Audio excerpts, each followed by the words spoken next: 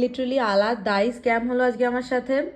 আমি অর্ডার করেছিলাম মিক্স হাক্কা নুডলস, যেখানে ক্লিয়ারলি মেনশন ছিল চিকেন, প্রন অ্যান্ড ভেজিস থাকবে, অ্যান্ড সেখানে প্রন তো নেই, বাট ঠিক আছে। বাট এইগুলো কিসের চান্স? লিটারালি আমি কাস্টমার কেয়ারে রিপোর্ট করার পর, ওখান থেকে রেস্টুরেন্টে কল করার পর ওনারা আমাকে জানাচ্ছেন এটা নাকি চিকেনের কালেজি। সো গাইজ, আমার একটাই কোয়েশ্চেন, এটা কি সত্যি চিকেনের কালেজি? Let me know guys. Mutton তো নয়, মাটন এরকম হয় না। I don't have any idea যে এটা কিসের মিট, বা আমার অন্য কিছুই লাগছিল। আমি লিটারালি আমি জানি না এটা কি।